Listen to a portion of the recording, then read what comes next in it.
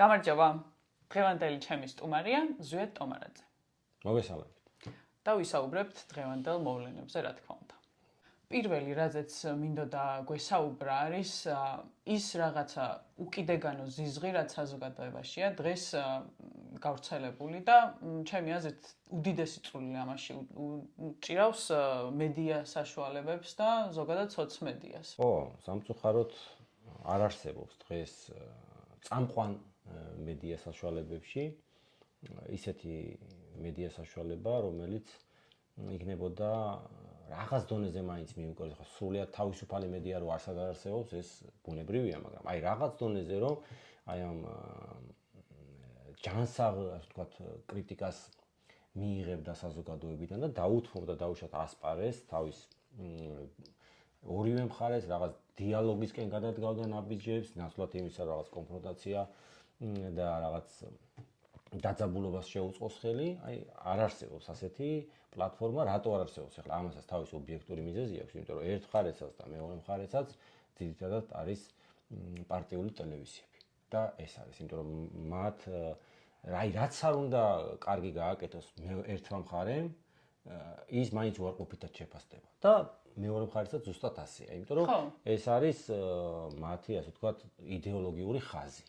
და ანუ მათი ინტერესი არ არის ის რაღაც დაუშვათ თუნდაც კაი ამბის წარმოჩენა რაღაც დონეზე მოწინააღმდეგის. სოციალურ ქსელი ხო ცალკე საერთოდ ცალკე მოვლენაა. როდესაც სტატუსს წერს და გინდა აი ნებისმიერ საკითხზე, ხო, ნახოთ რაღაც ზომიერების ფარგლებში ჯანსაღი კრიტიკის აუცილებლობა ხო არის?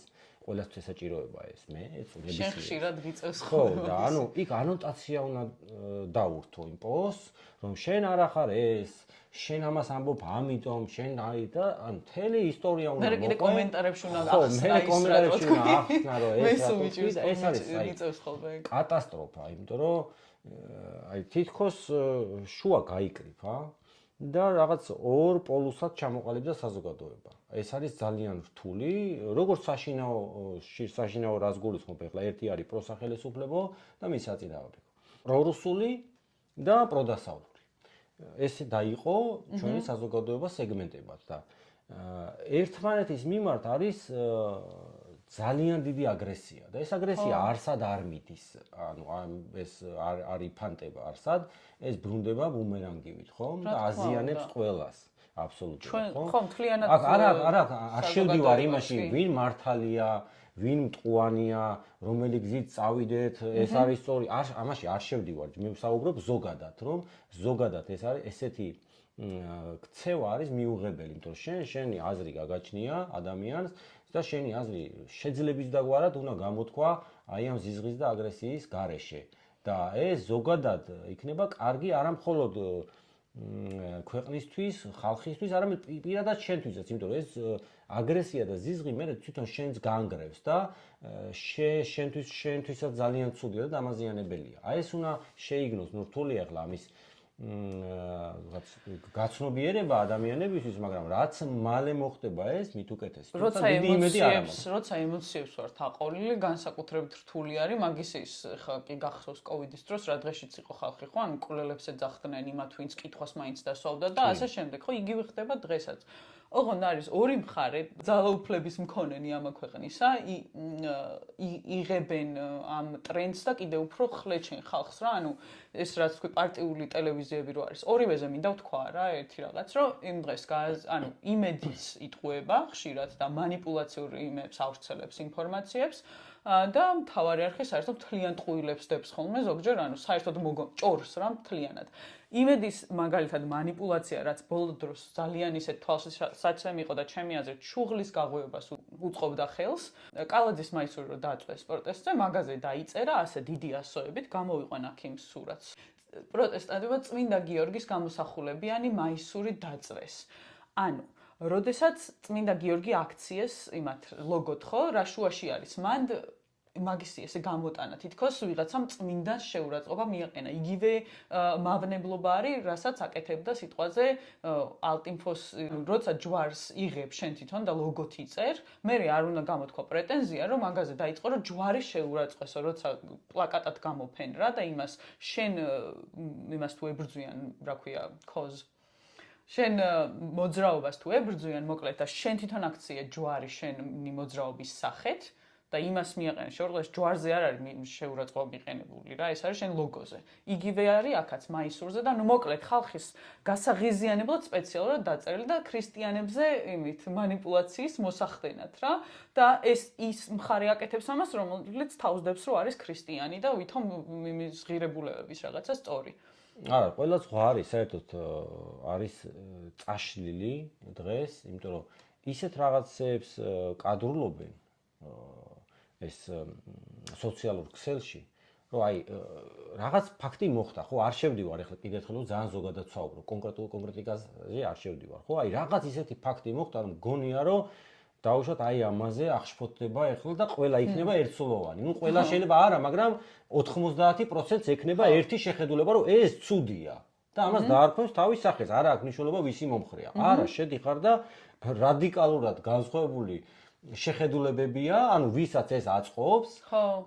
ანუ ყველანაირ არასწორობაზე რომ ამართლებს და ხუჭავს თვალს. რახან პარტიას აწყობს. კი, რახან პარტიას ან მოძრაობას აწყობს. ხო, აი ეს არის ძალიან მიუღებელი ჩემი აზრით და არ შეიძლება, იმიტომ რომ ეს საბოლოო ჯამში არ მივიყვანს, თქვათ, კარგ შედეგებად. ნამდვილად არა, იმიტომ რომ აწყობილი ეგ ანუ არ არის რაღაცა ადამიანის კეთილდღეობისთვის არ არის ეგ გაკეთებული არავითარ შემთხვევაში, რა. ხო, არ შეიძლება აი ყველაფრის გამართლებაში, უნდა იყოს რაღაც წითელი ხაზები და მე უკვე ნებისმიერი მხარე კი, თვითონ მოერიდება და განსაკუთრება, როდესაც ის თავისივე მომხრეებისგანაც არასწორ საქციელზე მიიღებს შესაბამის რეაქციას, ხო? კი. უკვე მე სხვა სიტუაცია იქნება, მაგრამ აი ამას რო ვერ ვხედავ და მე არ ვაბრალებ, აი რატო არის ხშირ შემთხვევაში მე არ ვაბრალებ არც ნაციონალურ მოძრაობას, არც ქართულ ოცნებას და არც ნებისმიერ სხვას ხშირ შემთხვევაში თქო ვიძახი, ყველაფერში არა.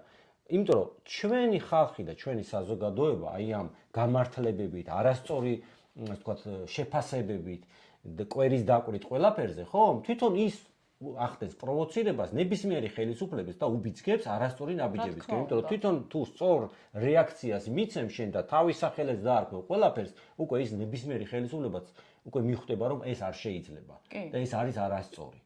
და გაცილებით უკეთ წაიყვანს თავის message box-საც, ქმედებებსაც და ასე შემდეგ, ხო? ამიტომ ძირითადი დარტყმის ობიექტი ამ შემთხვევაში უნდა იყოს საზოგადოება.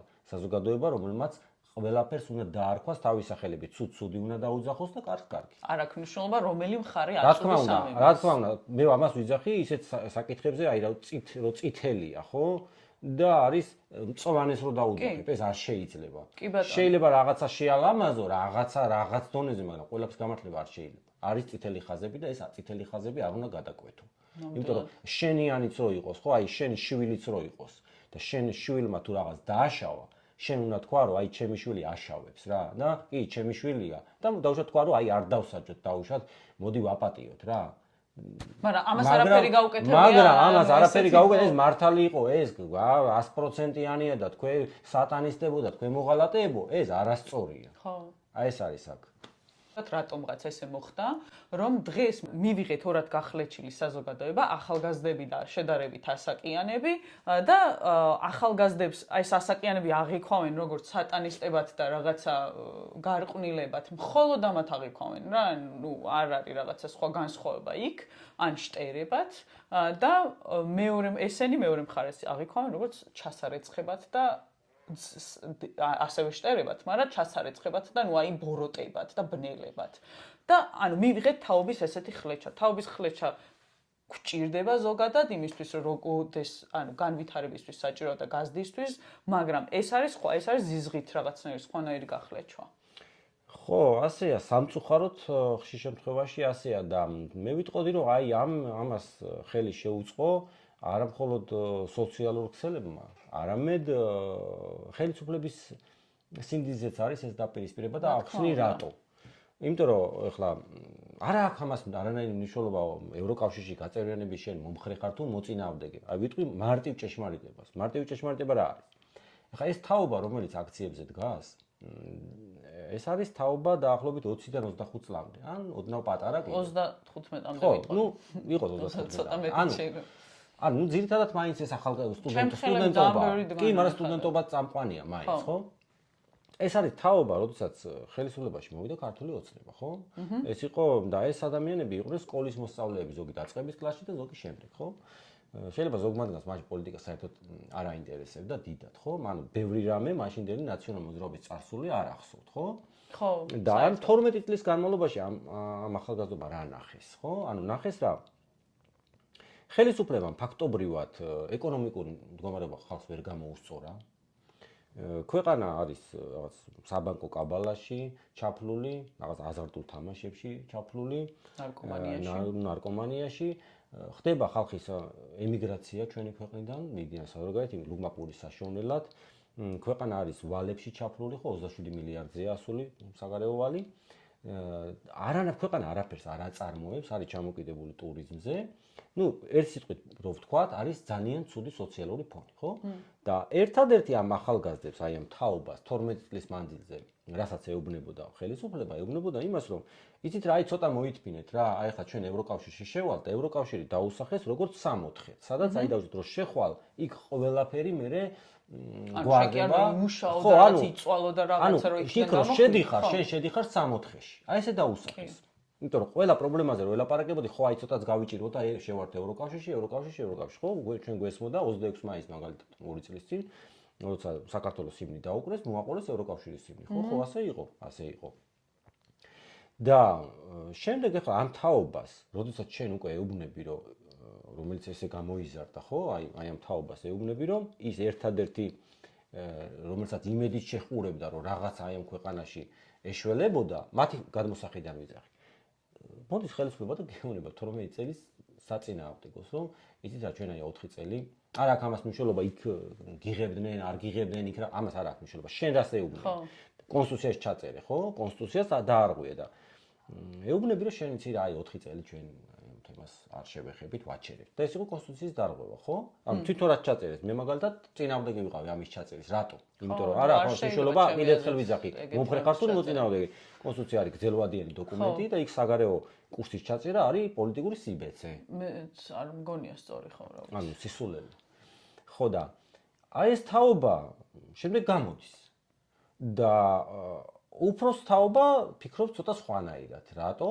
იმიტომ რომ ის უფროსი თაობა უყურებს დაუშვათ მაინც მას აქვს გამოცდილება საბჭოთა კავშირის ცხოვრების, შვიდი ცხოვრების, მას ყოველთვის უნდა სიმშვიდე, ხო? ომებიც გამოცდილი აქვს. ანუ ხელისუფლების, ხო, ომების და ხელისუფლება რა გზავნილი ქონდა ხელისუფლებას, ხო? ანუ რა მესიჯი მოიგო. ერთადერთი ხო, შვიდობა, არა ომს და გარდა მაგისა სპეციალურად აქცენტს აკეთებდა აი ამ კონსერვატიულ ტრადიციულ ღირებულებებზე, ხო? რელიგია, რწმენა, სიწმინდე და მეორე მხარეს აი ამ ახალგაზრდობის ნაწილს, რომელიც არჩევნებამდე რამდენიმე ხანად ჯერ კიდევ აი ამ გამჭირვალობის კანონზე გამოვიდა, მათ ფრანკლინის კლუბი, რაღაც სატანისტები, ან ესე უნდოდა რომ დაენახვებინა საზოგადოების თვალში, რომ აი ეს ჩვენი ახალგაზრდობის დიდი ნაწილი არის ძალიან შეცდომაში, ყველაზე კაი ტერმინი იყო შეცდომაში შეყვანა, მაგრამ თუმცა იყო ძალიან ცუდი სატანისტები, რაღაცები 1000 გვესმოდა, ხო, სხვადასხვა მედია საშუალებებიდან და ბუნებრივია ახლა ეს უფროსი თაობა, როდესაც ამას უყურებს, რაღაც მასი დიდი ნაწილი აი ამ ტალღაზე მოექცა. და შევიდა პირდაპირ ფიზიკურადაც ანახებენ რა, რაღაცა ვიდეოებს ანახებენ, ერთეული ტიპების ვიღაცების, რომელიც მთელ თაობას ნამდვილად არ წარმოადგენენ, მაგრამ რაღაცა დონის ხო წარმოადგენენ რაღაც ბაბლებს რა. სრულად გეთახვები და ანუ კარგად იმუშავა, მე ამის თქმა მინდა, ანუ სახელმწიფო აი ამ მოკლედ გახლეჩაში კარგად იმუშავეს. ძალიან მაგრა იმუშავეს და შედეგად მივიღეთ აი საზოგადოების უფროსი თაობის და ახალი თაობის რაღაც შენ ეს შემთხვევით მოუვიდათ, ანუ შემთხვევით გულისხმობ იმას, რომ ფულზე იყვნენ ორიენტირებული და მაგიტო და აი ვერ მიაქციეს ყურადღება რა ხდებოდა თუ გამიზნულა, თუ ეს სულელური კითხვა არ ეხა რა ვიცი. ანუ მაგ კითხვას ძალიან მარტივი პასუხი აქვს. ძალიან მარტივი პასუხი აქვს რა. საუბედუროდ ჩემს მე არ სიამოვნებს ამას რო ვიძახი, იმიტომ ჩემი ქვეყანაა და ჩემმა შვილებმა უნდა იცხოვრონ აქ ხო და ჩვენ ცხოვრობთ აქ და მე გამეხარდება რომ ჩვენ ყავდეს ძლიერი ხელისუფლება. და დავილად არ მანიჭებს სიამოვნებას მე არც ვინმეს კრიტიკა და არც ვინმეს ლანძღვა. უბრალოდ როდესაც ხედავ როგორ მიდის ქვეყნის საქმე, ამიტომ იძულებული ხარ თქვა, ხო? ჩვენ არ ქონდა არანაირი სახელმწიფოებრივი შეგნება ხელისუფლების მხრიდან და ეს რაში გამოიხატება? ეს გამოიხატება იმაში, რომ ხელისუფლებას არ ქონდა არანაირი იდეოლოგია. არა, ხო, ის არანაირი იდეოლოგია, ანუ წინ სახელმწიფოზე ევროპისკენ იყო. ერთადერთი იდეოლოგია ხელისუფლების იყო აი ეს ევროატლანტიკურ სივრცეში გაწევრიანება, თორემ ჩვენი ხელისუფლებისგან ჩვენ არ გაგვიგია როგორი განათლების სისტემა უნდა გქონდეს. ეხლა რამდენი კანონია? 45 კანონი მაქვს შეტანილი, ხო? აქედან 3 კონსტიტუციაში ჩაიწერა, 2 ისე იქცა კანონად. ძირითადად უარი იყო ამ კანონს, მაგრამ რომელიც ყველა იყო სახელმწიფო მნიშვნელობის კანონი, ხო? ის რომ ჩვენ თვითკმარი ქვეყანა უნდა ვიყოთ, ხო? ამაზე მე ვისაუბროთ კიდე დეტალურად. ანუ სახელმწიფოს არ ქონდა არანაირი იდეოლოგია. და შესაბამისად არ ქონდა იდეოლოგია არც განათლებაში, არც ახალგაზრდობაში. უბრალოდ 12 წელი, ეხლა რო იძახიან მეცინება, რომ ლიბერალური ფაშიზმიო, რო გამოდიან. 12 წელი მთელი კანონმდებლობა, ისე რომ აი წერტილმძიმე არ შეუსწორებიათ, იმიტომ რომ მე თვითონ მოწმე ვიყავი ამის, ხო? პარლამენტში ვესწრებოდი უამრავ ამის. გარდა ჩემი კანონპროექტებისა, ვესწრებოდი იმ კანონების მიღებას, რომელი კანონებიც დაუშვათ წამოსული იყო დირექტივების სახით, ხო და წერტილმძიმეს არ ასწორებდნენ. და ძალიან ბევრი ასეთი კანონი დღესაც მოქმედებაშია, ხო? და ანუ ესე იგი რა ხდება?